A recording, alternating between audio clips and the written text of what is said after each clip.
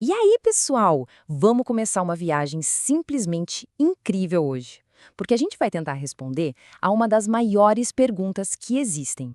De onde a gente veio? Como é que os seres humanos apareceram no mundo? Olha, essas são perguntas que as pessoas se fazem, há milhares e milhares de anos em todos os cantos do planeta.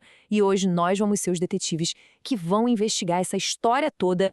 Para começar essa nossa investigação, a gente vai voltar muito no tempo para ouvir as primeiras respostas que a humanidade criou. E preparem-se, porque são histórias cheias de imaginação e muita aventura. Por exemplo, aqui mesmo no Brasil, o povo indígena Kayapó acredita que os antepassados deles moravam lá no céu. Aí um dia, um guerreiro curioso foi atrás de um tatu, começou a cavar um buraco e, de repente, abriu uma passagem no chão do céu.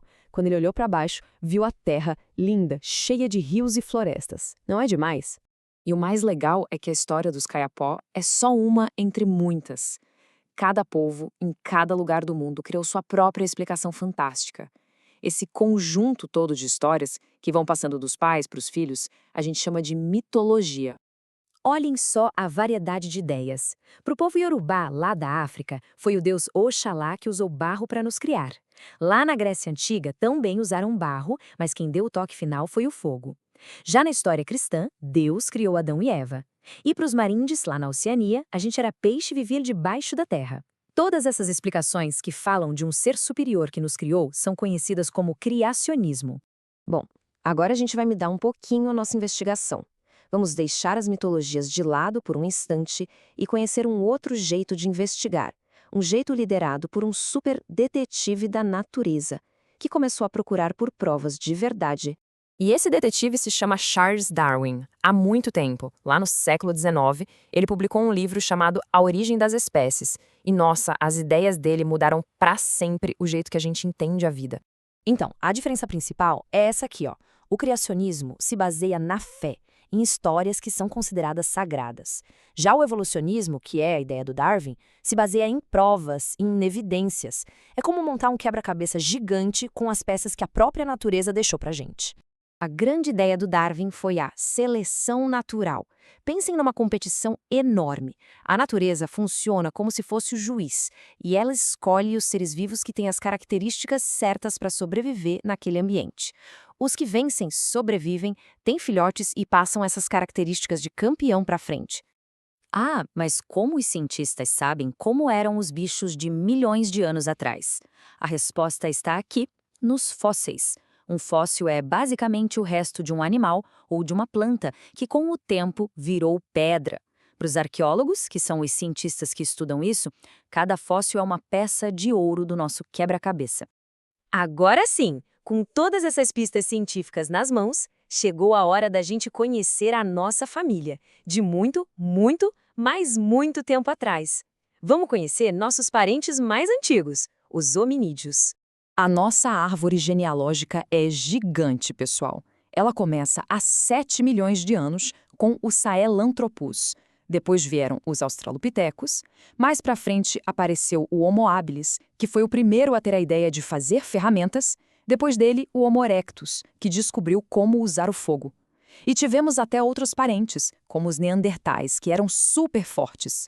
E por falar em Australopithecus, a mais famosa de todas é a Lucy. A história dela é muito legal. Em 1974, uns cientistas acharam o esqueleto dela lá na Etiópia e, enquanto eles trabalhavam, ficavam ouvindo no rádio uma música dos Beatles chamada Lucy in the Sky with Diamonds. Pronto, não deu outra. Batizaram o fóssil de Lucy. Depois dessa jornada toda, finalmente chegamos em nós, o Homo sapiens sapiens. Mas o que será que nos torna tão especiais? O que é que nos faz humanos? Olha só que informação importante. Os fósseis mais antigos da nossa espécie foram encontrados lá na África.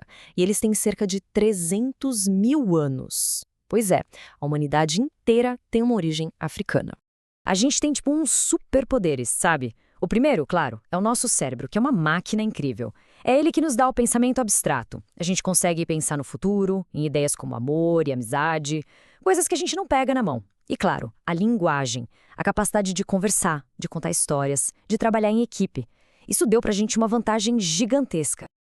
Ok, a nossa investigação já descobriu que todos nós viemos do mesmo lugar, lá da África.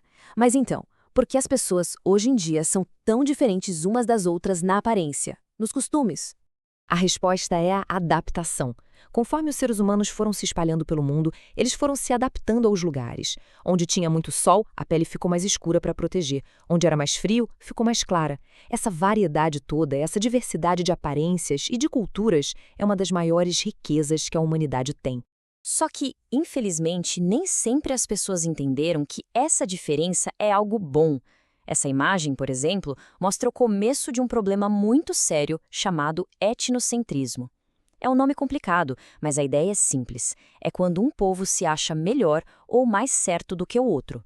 O etnocentrismo é a raiz de muitos problemas, como o preconceito, os estereótipos, que é aquela ideia boba de achar que todo mundo de um lugar é igualzinho, e até a xenofobia, que é ter raiva ou medo de quem vem de outro país.